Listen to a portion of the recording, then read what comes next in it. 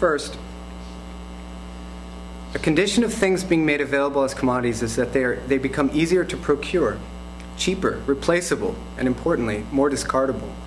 Second, there's a tendency for things, when reduced to commodities, to be taken possession of in such a way that they are, so to say, overpowered. The issue here can be understood in terms of the separation of means and ends. When things are reduced to a mere means for some other end, there's a tendency for the means to lose their independent presence.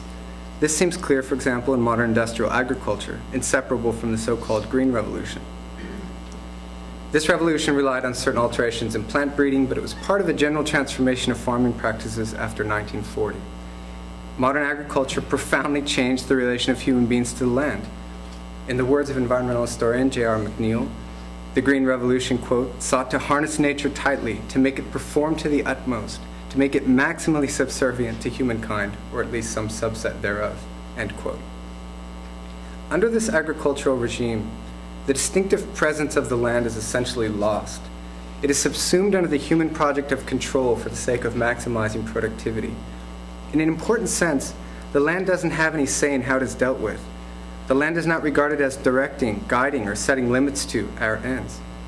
Of course, in some minimal sense, the land provides a limit. Not just anything can be grown on any plot of land. But this is a superficial acknowledgement of the land as an independent partner in our projects.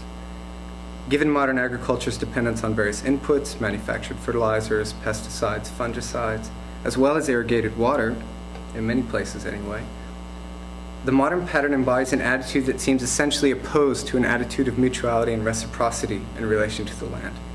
Such an attitude would aim to respect and learn from the land's particular tendencies, capacities, limits, and mysteries, rather than make the land do our bidding. Considered as a way of life, modern agriculture is essentially a war conducted against any creature that resists our aspiration to feed ourselves while reproducing without limit. A more basic problem with the modern pattern of agriculture seems to be its entirely short-term solution in quotes, to food production.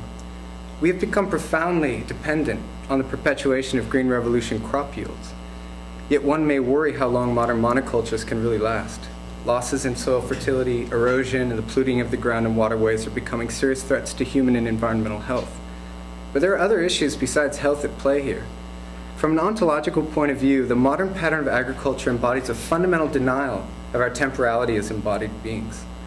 Assenting to the modern pattern means having no sense of what it would mean to practice a way of life that could continue into the indefinite future, which is the appropriate temporal scale. In addition, this modern pattern seems inherently ungrateful. It has a tendency to deny what Wendell Berry has called the gift of good land. To what extent there are real alternatives to modern industrial agriculture is not something I will discuss here. My concern is to emphasize the reasons to search for alternatives. Let me mention a third respect in which the regime of modern technology changes our relation to things. This is actually C on the back side of the handout, for those of you who are following along. Under this regime, commodities are typically isolated or abstracted from their originating social and ecological contexts. This has a double aspect.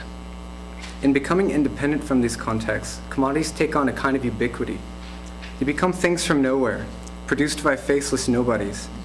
Think of the products that line the shelves of virtually all supermarkets and stores, not just Walmart. Modern commodities invite us to relate to them as isolated entities, merely as objects, you might say, rather than as things potentially resonant with a meaning and history, one in which the human and the ecological intertwine. While a particular thing may be individuated from other things, it is not actually an isolable part. It is always part of a larger fabric or totality. Yet it is precisely this broader context of significance that becomes obscured by modern commodification. There is a further problem here. Modern commodities are often consumed in the absence of an enacting context of social practices that might enable us to re-engage the reality of things, understood as things in context. The underlying idea here connects with a point made by Alistair McIntyre. Many goods are only available to those who participate in certain practices. Paradigm examples of such goods we could call focal things, borrowing a phrase from Albert Boardman. Focal things reveal and call forth their relations to other things. They illuminate their embeddedness in broader contexts of significance. They have a richness and depth that can draw us into a mode of being where self, others, and world become moments in a deeply reciprocal and intimate exchange. I'm not claiming that the meaning of things is reducible to the relations of concern we might take up toward them, as though, for example, life would be good only if we thought it was. Things have a reality that is external to us. The structure of this reality seems more akin to something we discover rather than something we create. This raises many issues I can't elaborate on here. But even if one grants that focal things can engage us, both because of their intrinsic character and because of the way they illuminate their embeddedness in broader contexts of significance, it seems nonetheless true that these focal things can only be adequately guarded and even celebrated by appropriate communal practices. Ways of being that achieve this function we could call focal practices. Again, borrowing a term from philosopher Albert Borgman. Consider an example: hunger and its relation to food and eating.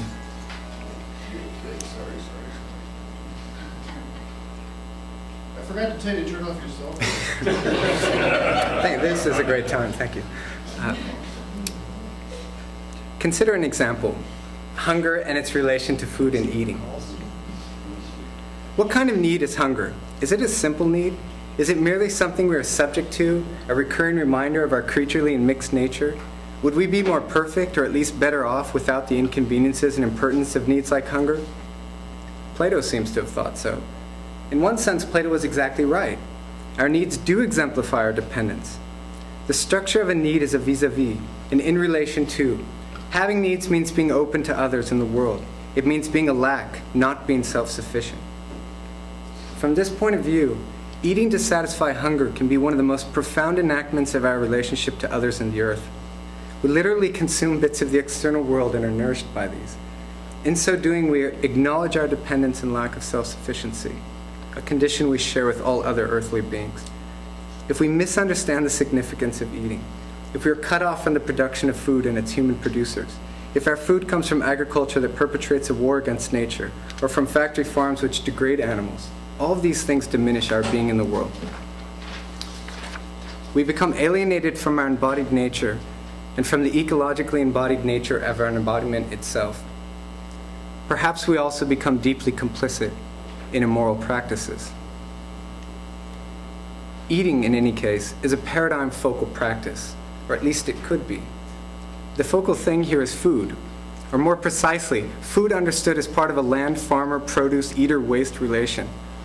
This relation cannot be cut into fragments without a corresponding fragmentation of our being in the world, and yet it seems this fragmentation is a condition we often find ourselves in. I won't elaborate further on what other practices and things might become focal, but we might doubt the extent to which modern commodities could ever become focal things that might sustain focal practices. For the moment, I want to flesh out a bit more some dimensions of the context of things that seem especially important. This context refers to the material ecological context, but also to the craft and skill of those who gather, shape, and transform different matters into useful products. Reflecting on such contexts and how they might be altered under conditions of modern commodity production raises many questions. I did list these on the handout as well.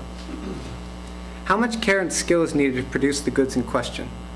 To what extent is this care and skill guided by norms of artfulness, quality, and a sense of vocation, rather than norms of efficiency and maximizing quantity?